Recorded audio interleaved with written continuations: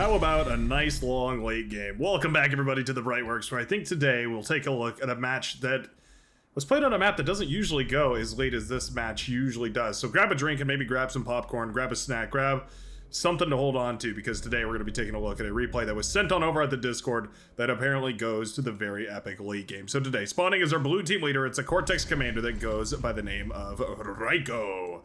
Raiko going to be showing us what he's got here, spawning in the backline of the blue team, spawning as a Cortex commander. Going to be going into bots here, maybe supporting on the front. This is a bit of a flex position. You can go for the geothermal, of course. You can go for the front line. There's a lot of metal available here as well. You're on the angle where you have the exposed advantage, right? You're going up against the player with much fewer resources. Means, of course, if you contribute early to this lane, you can oftentimes overwhelm this opponent just with a slight eco advantage.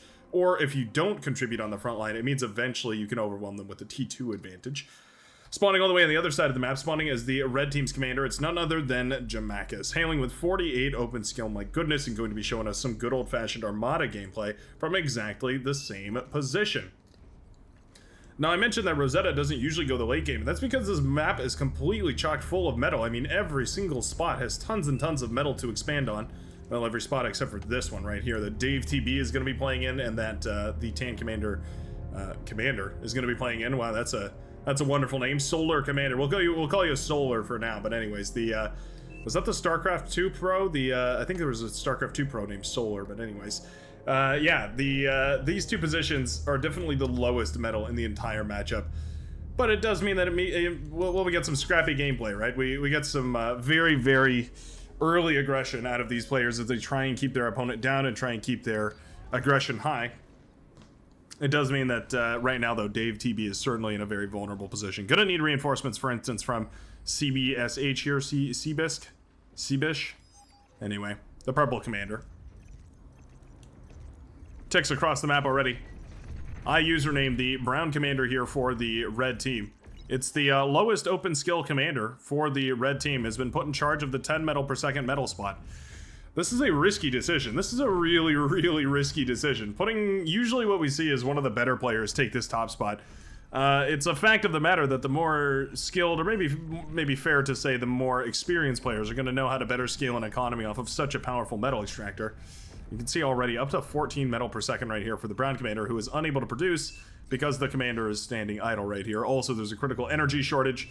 There's a lot of problems going on right now within the brown economy. Trying desperately to solve them, but the tick harassment has been monumental. My goodness, Idiot sending a couple of ticks across as well. Oh, are we going to snipe it? We very well will. We do manage to snipe the constructor right here. We being, of course, the green commander, Idiot. Very nicely done. I feel rude calling him that, but I mean, it's his name, right? So, I don't know. I didn't choose the name. He did. Idiot here going to be trying to micro these ticks to get a little more value, but I think the grunts are in position to... Never mind. All right, ticks move across on the side here. Strawberry trying to clean up the rest of this here. She'll lose at least another mechs for it, though.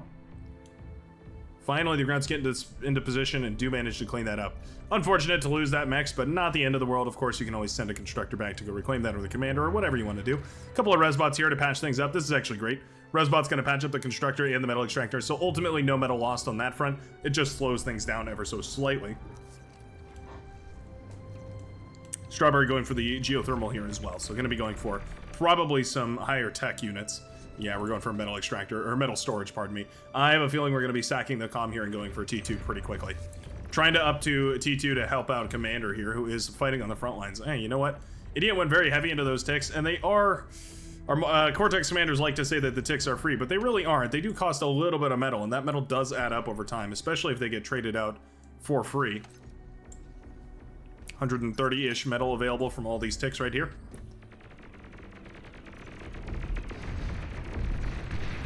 Well, pretty much perfect surround right there. And the ticks do trade out against the pawns here, leaving just one standing. Up on the high ground still, there we go. Yep, manages to get a engagement against the constructors. Idiot didn't realize cons do walk right back into that trap. The last the last unit standing does manage to put the hurt on against the green commander right there. Commander going into a forward, fortification zone. Okay, so we're gonna go for some of those lightning turrets. We're gonna go for a little bit of a static defense area. One thing that I wanted to check recently, somebody brought this to my attention, is that Dragon's Claw apparently have more range than rocket bots. 430 range versus the rocket bots 475. So that is absolutely not true. I think I read that in a comment somewhere or something, and I was like, wait, that doesn't make any sense. And it's because it doesn't. It isn't true, and that's important to know. If you're going to outrange rocket bots, you have to either use a medium laser turret, a beamer, a twin guard, or a heavy laser tower, the Overwatch or the Warden. Either one of those will work, but you have to choose one of those options because those are the only static defense, well, barring gauntlets and agitators, that will actually manage to do anything. Solar panels coming up in the backline. Normally I'd condone this sort of action, but or normally I wouldn't condone this sort of play, except for the fact that we have so much metal that it's honestly worth spending it on anything at this point. So these solar panels, despite being incredibly inefficient as far as the metal goes, it's not like they're going to be crazy different from the wind turbines, which do have, they're not tremendously efficient on this map either. So yeah, going for any amount of energy production in the backline here is going to be well worth it. We do have build power coming up over here as well. I am glad to see that. There we go. Yeah, some more construction turrets coming up, trying to chain all that together. Username trying to hold the front lines, trying to resolve that desperate energy shortage in the backline here, though. Front line looking a little thin. Jamakis with a T2 lab up and running. We didn't sacrifice the commander. Where did all this metal come from? Oh, I see. The maroon commander has just gone ahead and sent back a ton of metal to Jamakis. Interesting. The red commander going ahead and just going on to a proper T2 economy, given the scraps and the metals have fed over from his teammates in order to get that T2 up and running. The purple commander, likewise, also full of T2. Commander was eaten, though, so we paid for that T2 with the commander rather than just donations from the team. Of course, Jamaica is more than capable of sacrificing the commander at this point as well, in case he wanted to gain a little bit of an advantage here, just pump out a couple of extra T2 units. Is that advantage going to be worth it once you get into that sort of semi-late game where the commander can degun down some of those T3 units? I'm not so sure. But at the very least, getting these T2 metal extractors up and running, definitely going to be worth it. 620 metal and 7,700 energy in order to pop one of these up. But once they're churning out metal, the 3, 6, 9, 12 metal per second they're going to feed back into your economy. Certainly well worth it. The other thing that we need to see immediately is these metal extractors in the middle of the map tapped. Neither one tapped right here for either team, but we do have the T2 constructor available. Ugh, that hurts. Tank commander going down right here. Idiot, more than happy to eat up all that juicy reclaim. Immediately gobbles up that commander's corpse and starts pushing forward right here. We've seen this happen over and over, time and time again right here for this commander. If you don't receive immediate support, this is exactly what you can expect to happen on the front lines. Idiot started up a metal storage and realized they didn't actually need it. Going to try and put that metal into more productive sources here, like build power and T2 metal extractors, all that sort of thing. Fiend's running forward. Desperately trying to save this. Shuriken play. Lovely stuff, yeah. Hot Pink Commander comes in with the Shuriken here, paralyzing a whole bunch of these rocket bots. Half of them are paralyzed now. Now the entire swath of them is paralyzed. Beautifully done right here by the Hot Pink Commander, sending in those Shurikens, finding a very critical opening. The Fiends probably could have dealt with all this essentially flawlessly, but these Shurikens making it even more efficient. Lovely stuff right there. Beautiful play from the Air Commander right there. No self-D on the Fiends right there against Idiot, but that Commander is looking really low. Down to about 30% HP. We need more units desperately. Sumo's coming up to the front line here. Fiends work great, but Sumos are wonderful for defending. Oh, looks like the yellow commander is actually tapped out of the game here on the southern side. Jamaica is now inheriting an entire base on the front lines here. Always a little awkward when that happens, but it does provide you with the opportunity to scale yourself quite rapidly. What is going to be the answer to this little run by? Looks like the Hounds are going to clean up the majority of it. Their Gauss cannon when turned into their rear projectile cannon when turned into a Gauss cannon, quite effective with dealing with this sort of thing. Sprinter is going to be pumped out of the lab at this point, but we are in a little bit of a build power supply shortage. Definitely could be looking to scale up that build power here on the southern side. Jamaica is looking to scale that economy, well known for fabulous eco scaling, but very difficult to do when suddenly you've been handed a front line to babysit. Aggravators and Rocketeers trading rockets back and forth with each other. A hit rate of about 1%, but it's that 1% that counts, and if you have 100 rockets, then you're guaranteed that some of them will connect. Wolverine's firing away, or Wolverine singular firing away. No Deadpools, though. Thank you very much. Aggravators in a beautiful surround here. I do love the angle on this. It means that even though those radar signatures are not going to be super accurate, you're still going to have more than enough surface area to actually hit anything that you fire at on the front lines here. Sumo's getting overwhelmed by the Fiends running forward right now. They're also overwhelmed by the ticks, man. Yeah. Sumos are great against ticks, but there's only so much they can do. There really is only so much they can do. Fiend and tick running forward right now. It's a bit of a strange composition. Not one we see all too often, but certainly very powerful. More Fiends, more Sumos, more of anything really might have saved that. But unfortunately, it just wasn't on the field in time, and so it does mean that the geothermal at the very least falls for the tank commander. You know what I wouldn't mind seeing spammed out at this point, now that we have the T2 metal extractors up and running, is actually Centurion. 270 metal apiece, 3,100 energy. Yeah, okay, nice transition right there from the tank commander. As if paying attention to my sultry voice, the tank commander switching into Centurion. I love that play. I think Centurion are really, really powerful, especially against Fiends. Like, this composition is perfectly countered by Centurion. High damage, high health. Yeah, they'd be perfect. The only thing is, of course, that they're slow, so you're not going to be able to keep up with this composition. But if you can get in front of it, you can manage to take the efficient trade. Yeah, you're going to be in a pretty good spot. I like it. Let's see how it does. Tick's running forward right now. Shuriken pulled to try and clean a lot of those up. Fiend running forward to try and clean up as many of these as possible here. Yeah, Shuriken doing a decent job of cleaning up these intruders here, these micro intruders. Hounds and Sprinters on the southern side. Big ball of Hounds pushing forward right now for the Cyan Commander Dave TB. Trying to get a little bit of momentum built here. Tearing down a lot of that T1 very efficiently in the middle of the map. Heavy Laser Tower is still dangerous. The Hounds can well outrange the Heavy Laser Tower, but they have to be microed very carefully. They also don't have enough vision range to actually outrange a Heavy Laser Tower on their own. Paired with the Radar Bot, though, they will be more than sufficient. And down goes the Warden right there in the middle of the map. Jamakis now sending out a beautiful composition of Welders and Hounds, trying to get a little bit of a jump on the middle of the map right here. Ah, we're going for a nuclear silo. Interesting, okay. 11 minutes in and we start up the nuclear silo. Will it be quick enough? The question on everyone's mind. Sumo has been resurrected and sent to the fronts here, and yeah, look at the Centurion go, actually holding their own against the Sumo here. 560 metal for the Sumo versus 270 for the Centurion. You'd expect quite a lot out of the Sumo, but really those Centurion are holding their own really nicely. The only problem is that there's about 3 times as much units on the field for the blue team here. At the end of the day, more stuff will beat less stuff, and I'm not sure that T2 lab is really what we want to go for at this point. The anti-air bots as well, making it very difficult for the Shuriken to jump on top of this and support. It means that those Fiends have a very, very specific purpose, and it's to blast down all of these siege units right here. Hey, they get on top of it though. A slight slip of the APM from the blue Commander Raiko, and just like that, a whole bunch of those T1 units, T1 and T2 units, are lost to the Fiends firing away at them. Pun well intended.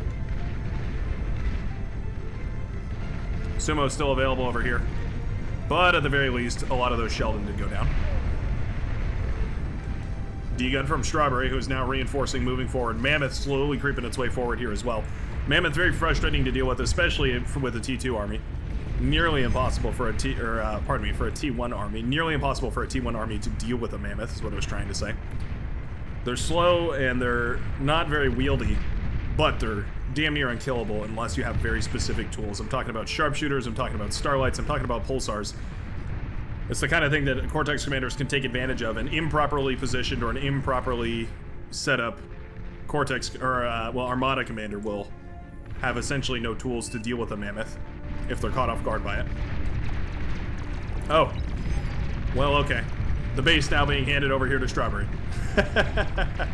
Alrighty then. The red commander, Jamak, is taking over this base. I guess the commander quit the game, the tank commander quit the game, and handed over all the resources to Strawberry.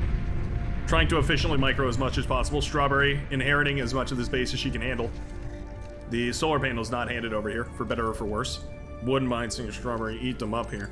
I mean, I'm sure Jamakis wouldn't mind seeing those solar panels go away, although he does still have his own. Yeah, Jamakis coveting the solar panels above all else. I don't know. Not sure I'm the biggest fan of those solar panels existing this late in the game. My goodness, speaking of solar panels. Run rampant on this map. I mean, it's understandable. There's basically no wind speed on this map. You really can't rely on 0 to 10 wind speed.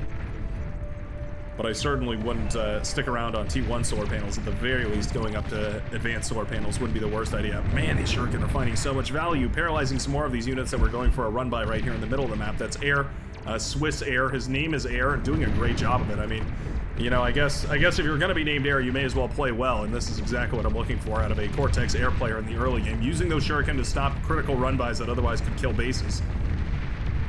EMP from a spy bot over here, that's what those hounds got affected by, and it will mean it will result in the death of many of those hounds. Not the whole match, but definitely a nice chunk of them. Fighter wave pulled forward right here. I think this is the hot ping player realizing now suddenly that there is a lot of air available and not a lot of air on defense right now for the blue team. Wow, mass tick swarm, my goodness. Idiot has a strategy, and the strategy is tick. Yeah, 3 labs, 4 labs churning out ticks every single second right here. There's my my housemate's dog, by the way, in case you hear him. His name's Levi, in case you'd like to say hello. Persecutor on dumbfire mode. Not the end of the world, but you have to be careful about that. You can certainly end up shooting yourself in the back of the head. So I'd kind of a lot of trouble here. Some nice D-guns, though.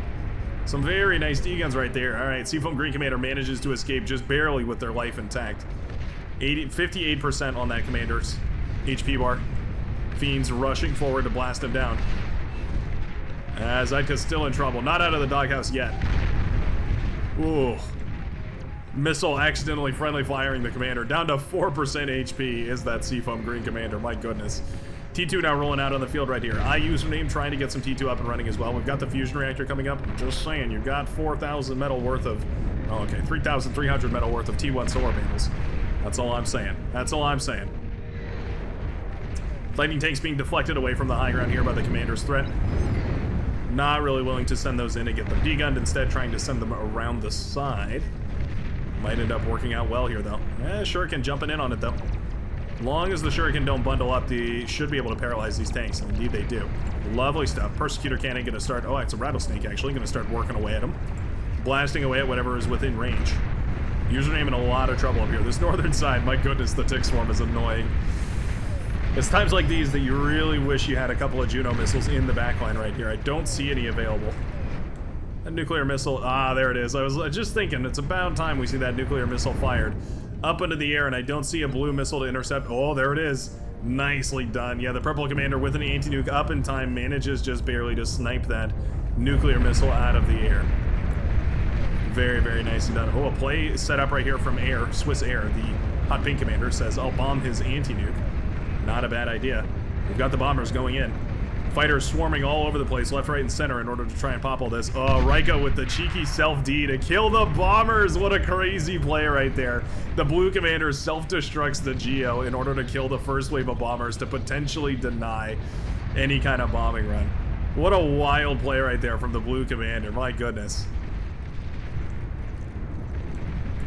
That takes some serious foresight in order to realize that sacking that Geo might save you in the long run. Anti-nuke stays up and running. Wow. What a crazy read right there. Meanwhile, while we were watching that magnificent bombing run be deflected by some cheeky play, the middle of the map has completely fallen. Yeah, username's base completely overrun. Middle extractor has been destroyed. The Shiva are now pushing forward. The amphibious siege tank, or assault mech, that's what they're called, siege mech. They're sprinting forward at a pace. Welders underfoot here, though. What a messy battle. What a really messy battle right now.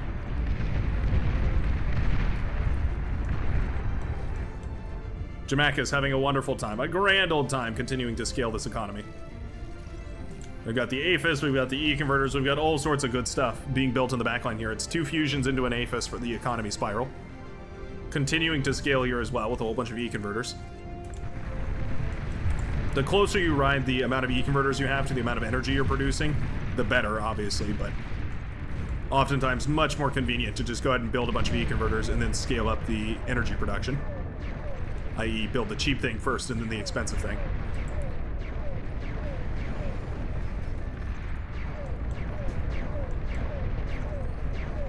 Mammoth trying to blast away at these ticks.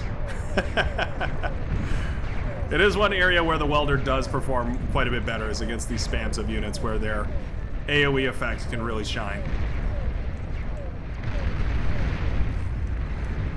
Their chain lightning effect, I should say. Oh, massive nuclear connection. Caught that out of the corner of my eye. That's the lavender base right there of Scimitar. just barely nuked the corner of those anti-nuke ranges, just barely scouted out right there by the red commander, but he manages to put a nuke in the backline and pop at the very least one of those frontline positions. Look at the mound of metal sticking up out of the ground right there. Beautiful. That hurts right there for the Lavender commander. That was a lot of energy production that we're going to need to replace right here. Of course, the advanced metal extractor is shut off right here because we've got no energy to actually fund these very expensive metal pools. Metal mines. Yeah, 20 energy per second for each of those. We need to go, yep, set up a whole bunch of solar panels. Eventually going to get back into position here. Certainly taking a minute, though. Bulwark up and running. Okay. So it blasts off layers of those mammoths quite quickly. Yeah, doing about, what was that, 20% or so to that mammoth. Very nice. It will fall here, though. Shiva plus a whole bunch of Sheldon is a almost unstoppable wombo combo. Tactical nuclear missiles launched. Ah, it was sent over here. I wondered if maybe we were going to try and snipe the units encroaching on the base right here, but not the case. Idiot falling back right now as the anti-nuke will now get sniped. Second nuclear missile, or third nuclear missile, sniped out of the air, by the way.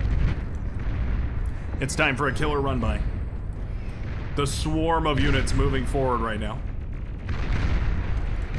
Moving in droves across the battlefield. We'll just sit and watch this for a second.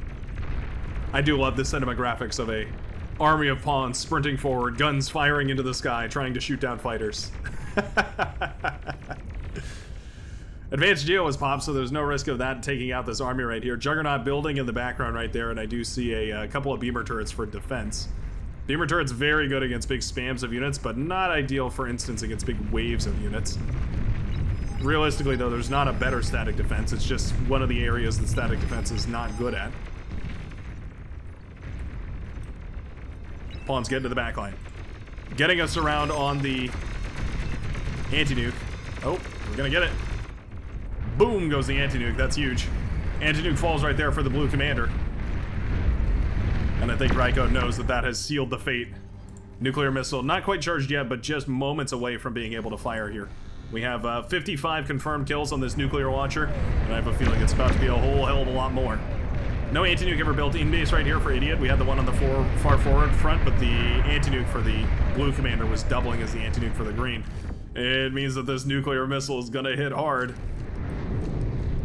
Away goes the nuke, up into the air. Flying across the map right now and headed directly towards the blue base. One of the things I definitely say is if you're making your way into one of these late games, those mobile anti-nukes can definitely be a saving grace.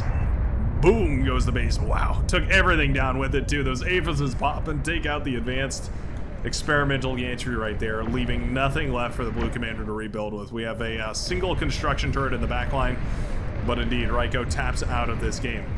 Now, my question is, of course, I've seen the length of this replay. This feels like a GG scenario. This feels like we've definitely hit a situation where the red team could push for the win and win this quite easily here. The ecos are continuing to scale. We've got the APHIS coming up in the back line. We've got the units coming up to the front. We've got a nice mammoth push going on right here from Strawberry. All the tools are in place. My major question is, how do we not push for the win exactly right this moment? Resbot's trying to patch things up as best they can. I think picking up these metal extractors makes a lot of sense. I don't think resurrecting every tick on the battlefield is well worth it, though. Oh. Bombers. Bombers going after the single tick on the backline here. That's, not ideal, of course. Bombers having been scouted is also quite nice, though. Here they come. Headed for the frontline base. I don't mind using the bombers to clear all this. It's going to be much less expensive. But yeah, this commander has been rebuilding ever since being nuked. So these buildings have actually been without power for the longest time. The units coming through. Oh, the bombers take out all the solar panels too. Are going to be able to shut down all of this. And just like that, the Lavender commander is essentially knocked out of this game. Nicely done. Where team? Cries out Idiot. Hoping for a reprieve. Team nowhere to be found. Anti-nuke sniped right now by the pink commander. Anti-nuke on this high ground over here, doing the Lord's work though. The savior that it is, the Citadel anti-nuke system shooting down the nuclear missile there. More bombers headed in, though. Metal extractor will fall. Nice snipe right there. Shutting down that metal extractor ruins the economy of the Seafarm Green Commander, so taking that offline, definitely very useful. Southern side also crumbling immediately. Oh, the anti-nuke snipes left, right, and center. What a beautiful play right here from the red team. I love that they're so focused. Everybody on the red team is aware of the fact that they've got the nuke launcher. It's well worth trying to take down whenever possible. Mobile anti-nuke over here available as well. The purple commander relying on it to protect these frontline forces, but it will fall. This mobile anti-nuke's quite thin in the armor plating. Commander falls here to the sharpshooter push, and the Razorbacks march forward. Do we have any T3 units? We sure do. Razorbacks coming up to the front lines here. T3 lab just finished up right now for the blue commander, the cyan blue commander. Oh, but just in time for the tick swarm and the Razorback to push on in. LLT here now going to be responsible for holding the line against the swarm of ticks, and I just don't think there's any hope that that's ever going to work out.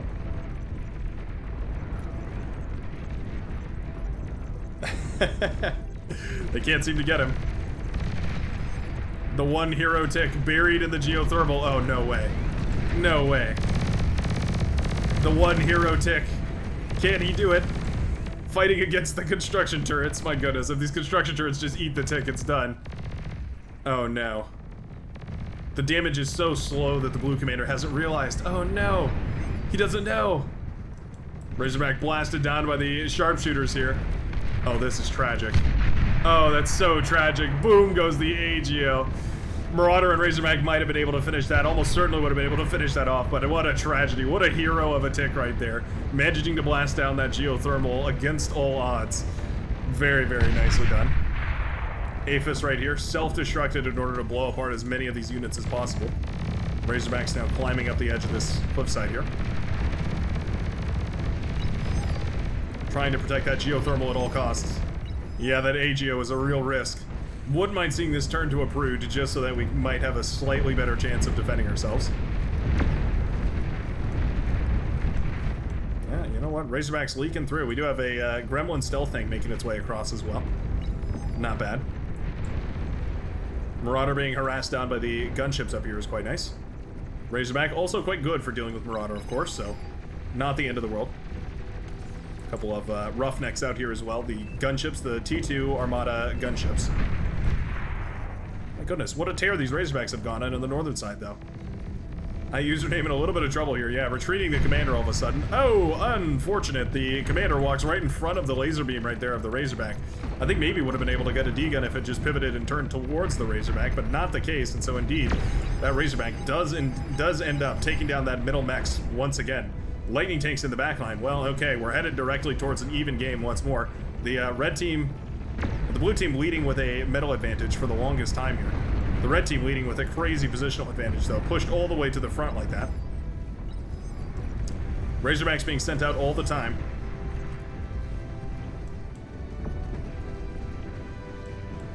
Air cloaked and trying to defend here. Yeah, trying to crash these lightning tanks into the commander. Nicely done. Nice self-destruct on the commander right there. Does take out all but one of the lightning tanks. If we're paying attention, this lightning tank shouldn't be a problem. Uh-oh. Uh-oh. There we go. A clean save right there from the Hot Pink Commander, managing to eat up that Razorback like that. Wouldn't mind seeing these or cleaning up that lightning tank, pardon me. Wouldn't mind seeing these Razorbacks handed over to the, Hot Pink player. Nicely done. Jamaica's completely on the same page, trying to distribute the T3 around to the team where it's most needed. Strawberry now pushing on the northern side. Fighting tooth and nail to break through all this T1 right here. Always difficult to push forward with the Shiva, though. If you push into T1 spam too hard with the Shiva, you end up just shooting yourself in the foot, doing more damage to yourself than you do to the enemy. One of life's greatest mysteries. Why don't the Shiva value their own life? No one man knows the answer, but it's said that you can find the true answer hidden atop the highest mountain on a secret scroll. Wardog's commander in a little trouble here. And Marauder's managing to snipe the commander. Nicely done. Weber's paralyzing a lot of this, though. Actually, the Webers are really nice here. Yeah, catching those Marauder in the act, managing to shut them down before they actually manage to get to the base. An excellent defense right there. It's about as good a defense as you can ask out of T2 against T3. The ticks of Jamaica is now retreating to build up in a nice big swarm. Both teams hitting their stride, though. Certainly very dependent on reclaim. You can see these Webbers eating up a massive amount of forces here. The res bots of the Seafoam Green Commander are trying to resurrect a lot of this. The purple res bots, however, simply interested in clearing the map of any metal whatsoever. Pitbull turret. The 700-ish metal T2 static defense overwhelmed by a couple of ticks. Not killed, though. Beamer turret, fabulous for dealing with ticks. You can see this near perfect swarm of ticks being countered quite nicely right here by this single beamer turret. Love the T3 units being handed out all over the place. Backliners making sure to attribute enough of that T3 force all over the map right here where it's most needed. Really lovely stuff. Pulsar putting in some work. Firing away at extremely long range. When it connects with T3, it's nice anyways. Watching it blast away at a couple of pawns, not ideal, I would say. Not ideal at all. It would be nice if there was a way to switch those between light, medium, and heavy targeting. You know, because most of these have designations, right? You have light plasma bots, medium tanks, heavy tanks, all that sort of stuff. It'd be nice if you could switch the targeting distinction. Now, Razorback's not really in position to deflect all these ticks from swarming the base of the Brown Commander, who, by the way, tremendous kudos to for sticking into this game after 3 or 4 times having the base completely reset to the Stone Age and back again. Always disheartening when that happens, but a true testament to the willpower of username here, sticking into this very epic late game. 100 abductors in the air right here, sort of wasting their EMP beam on a single hound, but not the end of the world.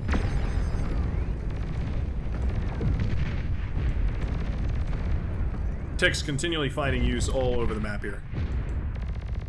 Pitbull blasting away whatever it can. Not bad. Pitbulls don't do the most amount of damage, certainly not as much as, for instance, a Scorpion turret would be able to do. But they can be threatening, especially against T2 and T1 units. T3 not so concerned about it, though. AGO pops, sending one of those Razorbacks down and damaging some of the other ones, but certainly leaving a little bit to be wanted as far as geothermal power. Nice D-guns from Jamakis right there, though. Shutting down those T3 is critical. Razorbacks, Hounds, and Welders, it's a pretty strong composition. The Hounds lending you a lot of long-range firepower, and the Razorbacks and Welders, of course, lending you a lot of crowd control.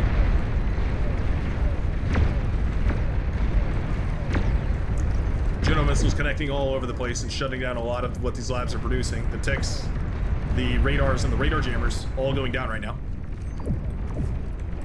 Big air pull right through the middle of the map. Tons and tons of flak right here. Not sure if it's the ideal place to fly your bombers directly over. Oh, no. Well, okay. Bombers, I guess, not paying attention right there and essentially all going down. One of them manages to make it, you know what, with just about damn near the perfect bombing run.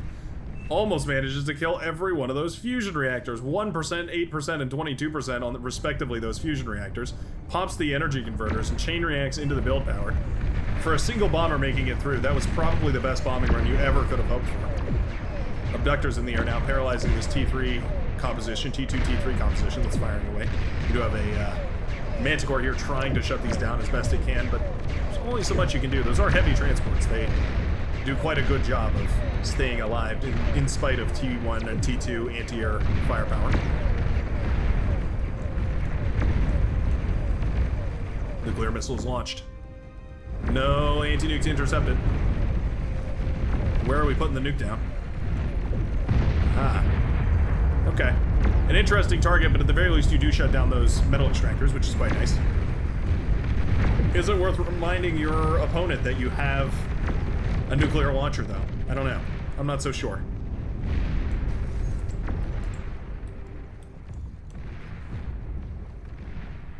Easy to forget just how tall Razorbacks are. They are menacing.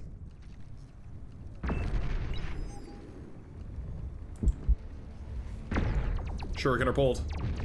Pew, pew, pew.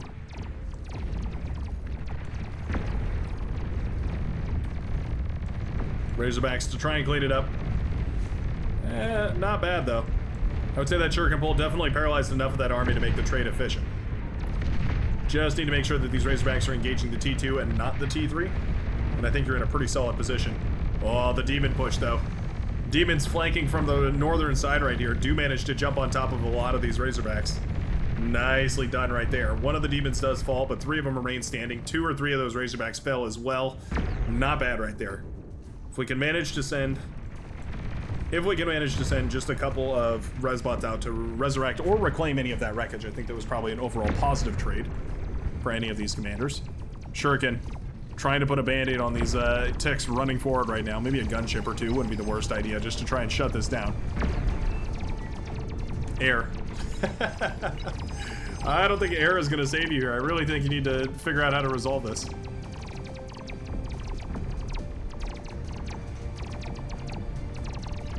That AGO is holding on for dear life.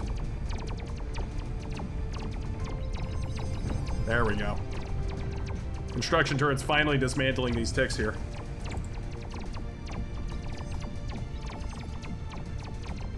There we go. Ticks cleaned up. More or less. What a mess in the background, or backline right there. Demon's pushing forward, but Abductor's quick to shut that down. Abductor EMP beam is very powerful. T2 fighters pulled to try and clean a lot of that up is nice. Thor push on the southern side. Thor's happy to blast away swaths of T1 units or put some serious hurt on some T3 units. Both also an option as well.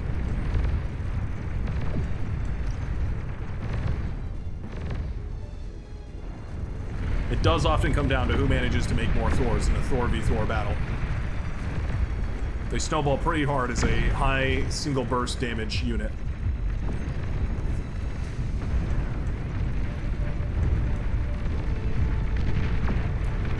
Vanguard's overrun by the forces moving forward here. Ah, you know what? The AoE on their attack is devastating, though.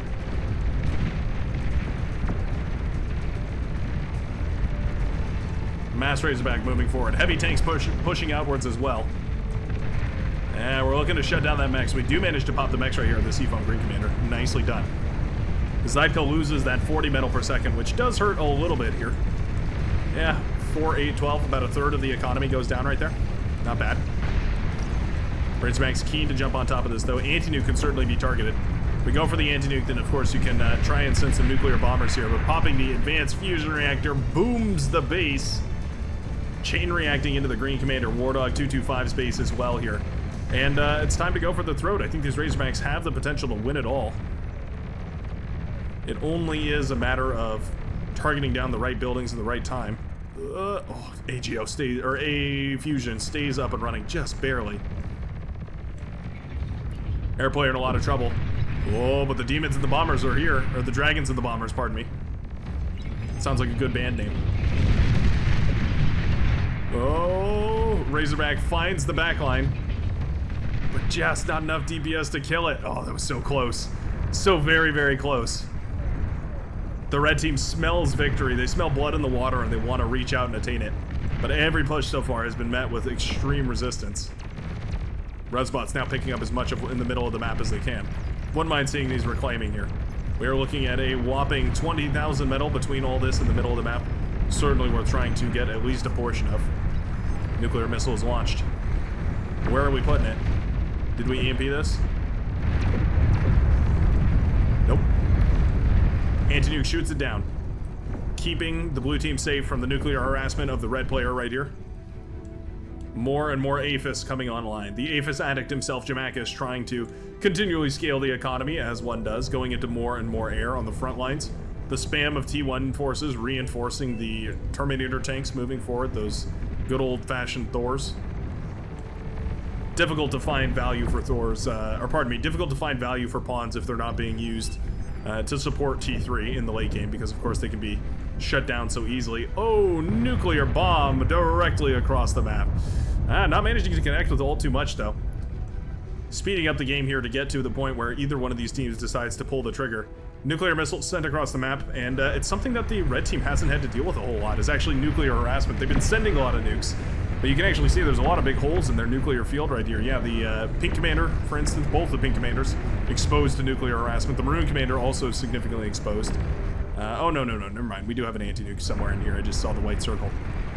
Another nuclear missile sent out, but the anti-nuke will intercept it. Looks like the anti-nuke right there in the middle of the green base manages to... maybe it wasn't that one. Might have been the mobile anti-nuke on the umbrella here.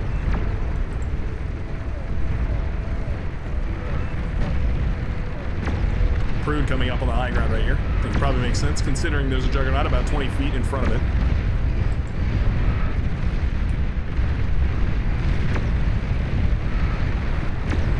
Love the anti-air bots included in here.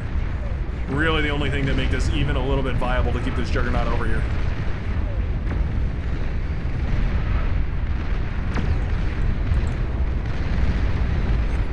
I will be clear, they do not work fast. Not against dragons. Doing it looks like about 1% per shot, but there is quite a few of them. So they do blast them down relatively quickly. There was at least 3 or 4 dragons that did go down just there. Air finally pulled up to the northern side, but far, far too late. A little bit of stuttering here. That's a bit odd. I have a feeling it has to do with the massive amount of units now pushing through the middle of the map. Terminator tanks from the purple commander, CBSCH, the name I do not know how to pronounce. Starting to head forward. Starburst missiles plopping down. Ooh, missing a lot of the static defense here. That's a bummer. Yeah, we're kind of missing the main targets here, the pulsars.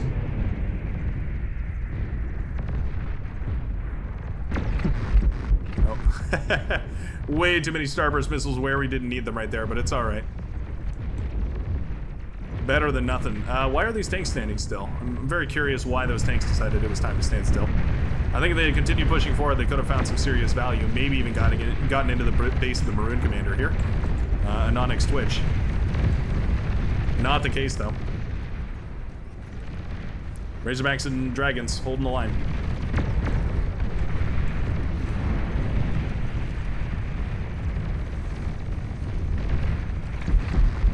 EMP missiles continuing to connect all over the place. Again, confused why the EMP missiles aren't being sent into the T3 units here, which definitely feel like the premier target. They also do have more EMP missiles. No reason you have to sit here and take the abuse from these Razorbacks when you could instead just paralyze them. Oh, whoops, pardon me.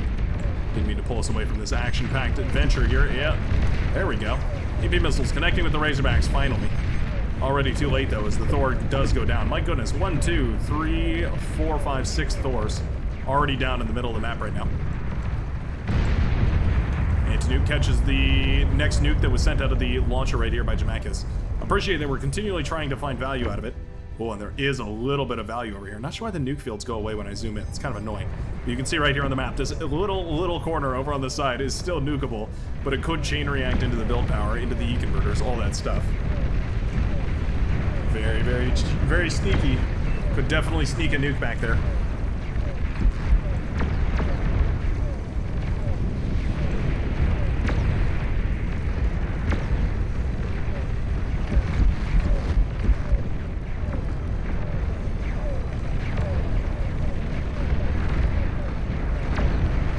Sharpshooters blasting away at a whole bunch of the Terminator tanks. It's at this point in games when I really start to wonder if there's a T2 solution to this much T3, or if you're essentially forced into T3. Oh, a little bit of a skip right there. The economies are looking impressive right now for both teams, although the red team does have a slight advantage, slight being about 250 metal. Closer to 150 metal, really. Nuclear missile in the middle of the map.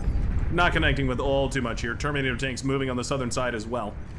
43 minutes into this game, and it's still fairly neck and neck. Impressive that the I username is rebuilt at this point, all the way up to T2. We've got some APHIS up and running here as well, continuing to be scaled upwards. Strawberry's base looking menacing. Loads of E-converters. I think we could stand to add some more APHIS here too. Oh, we are. There we go. The APHIS addict herself, cramming in as many APHIS as possible in the backline right here, but way overproducing E-converters. If we slap down twice as many APHIS here, I think we could probably power all of these E-converters. It's also, of course, because of the massive drain of energy to produce juggernauts. They're essentially a walking nuclear bomb, so it takes 615,000 energy to build a single one of those. Obviously quite draining on the economy. Strawberry actually, yeah, having a hard time spending the metal. Means it's time to go for a second T3 gantry. My goodness. More T1 spam, maybe. A second T3 gantry, any of the above. EMP missiles. Headed out against whatever they can. Okay, yeah, paralyzing vast swaths of the Resbots over here. Patching together a bunch of this. Nuclear missile connects, though. Boom, goes a bunch of those spam in the middle of the map. Basically all that those nukes are good for is killing the spam in the middle of the map. When bases are unexposed, you have to find some way to get value out of the nuclear launcher. Sharpshooter's doing great here, though. I do like the sharpshooters behind the Thors. I think that's a great idea.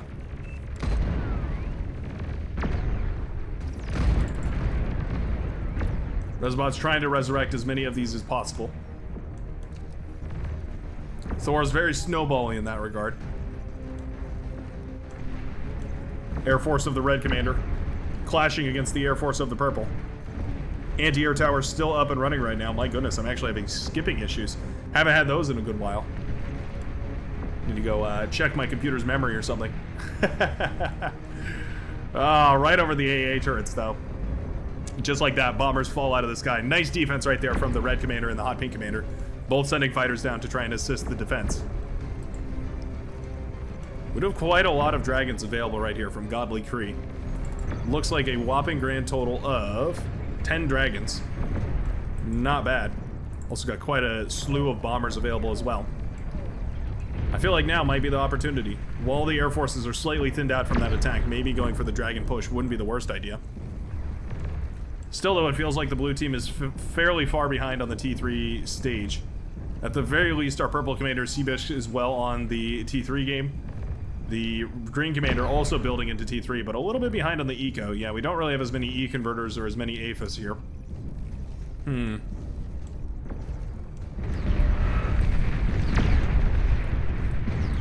Juggernauts marching towards each other. One of them resurrected and sent back from beyond the grave.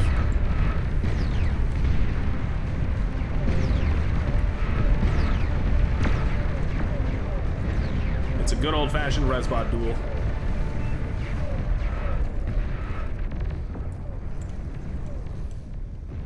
Just continually resurrecting as many of these units as possible.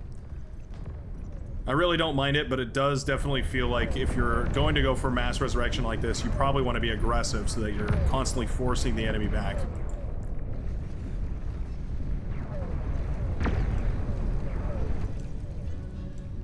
Economy still slowly growing right here for the Red Commander, but running out of room.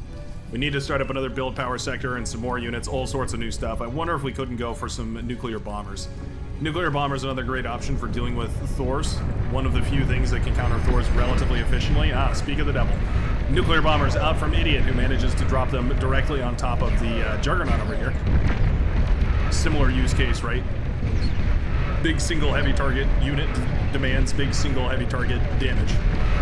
Exactly what those nuclear bombers are perfect for. This is a very slow and very steady push from the Orange Commander Strawberry. But I don't see what's going to stop her. I mean, we've got double Juggernaut up and running now, firing away their little lol cannons at each other. Their little wannabe lol cannons. They're lol cannons not because it's lol GG, but because they're so funny and so useless. I say that, but they will obliterate anything short of a T3 Titan. They actually do huge damage. They just fall off quite steeply with range. Just like you might expect any shotgun projectile to work. Still though, going Juggernaut for Juggernaut is a tricky game, because as soon as your Juggernaut explodes, you take out all of your backline forces. Everything surrounding the Juggernaut goes up in smoke, so it does mean that that Juggernaut going down right there in green just wiped out tons and tons of the Air Force, as well as tons of the ground forces right there. The demon push. My goodness. Strawberry says, get out of my game, it's time for you to leave. Sends the demons forward. Wow, that's a lot of dragons, though. Demons versus dragons, who wins, I guess? That's a matchup right there. I'd watch that show. Demons versus dragons. Here come the T2 fighters. En masse. Ready to blast down whatever they can find. There's no shortage of targets. There's certainly no shortage of targets. You know what? The dragons survive. Mass fighter pull. Shut down by the air defenses right here of the blue team. What a messy engagement. My goodness, even my computer's starting to lag. The beast of a computer made specifically for bar. Lagging under the weight of all this T3 colliding, all the T2 midair, all of it. Flak trucks trying to deal with those dragons as well.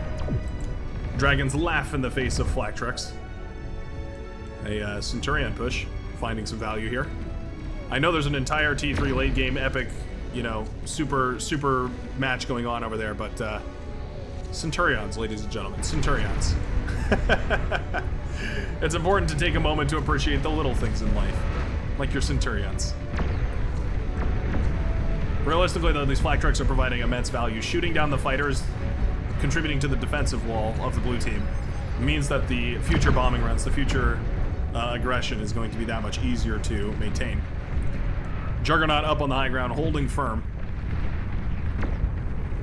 A declaration of the superiority of the Strawberry Army, mounted atop the nearest hillside, visible to the green base.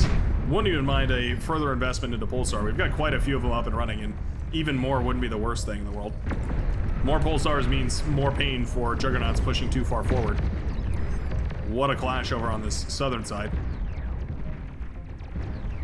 Thor's hugging it out in the midsection. Question is, who lets go first? The Red Commander backing up, but kiting more realistically the purple Thors here. The numbers are well in favor of the red Thors. The swaths of T1 units not going to stand much of a chance as soon as those Terminator tanks turn their dual lightning cast cannons directly into the face of that swarm. The chain reaction on that, I believe, can take up to 12 targets. Makes them very powerful. EMP missile launched. Okay, it was just spread all over the place. I wondered if we were going to try and target the Titan. Titan's technically EMP-able. It takes quite a lot of EMP, but certainly, how many Thors is that? Let's say 9 Thors. Whoa, nuclear missile connects right there. 9 Thors worth of metal is worth of EMP is certainly going to be enough. Juggernaut just holding on by the skin of its teeth. 4% remaining on that bad boy. 4% on a Juggernaut is quite a lot, but eventually will be whittled down slowly but surely here.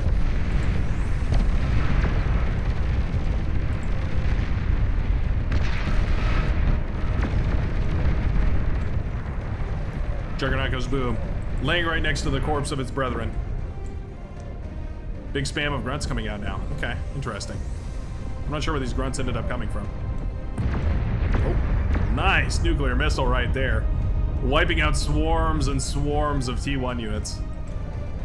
Not that those nuclear missiles are really going to find much value against the T3. The Titans and the Juggernauts and Thors shrugging off those nuclear missiles like they're nothing. One Juggernaut with a different plan, though. Strawberry managed to find an angle to push one of these through. Manages to get close enough to pop the build power right here of the Lavender Commander, and that starts to hurt. Now is the time to pull the trigger. The Orange Commander sending her swarm across the map. The Demons burning down every building they can find. The Razorbacks blasting down the T1 before they get a chance to chip the painting on some of those very precious T3 units. Pulsars firing away as often as they can, but the Aphis exploding will be the last thing to kill most of these very, very expensive T3 units. One base down. Strawberry now leaking into the northern base as the units have been pulled away from the defense. Juggernaut and Demon having a wonderful time blasting away at this Titan right here. That was, what, 8% off of that Titan with the single shotgun blast? Yeah, forget any criticisms I once had. They are now invalid. Flak trucks here are doing a great job of shooting down these T2 fighters as well. Flak trucks do friendly fire damage. I have to imagine that they do. Could be a little bit of a problem, I suppose, if there's dogfighting above your big bundle of anti-air trucks, yeah.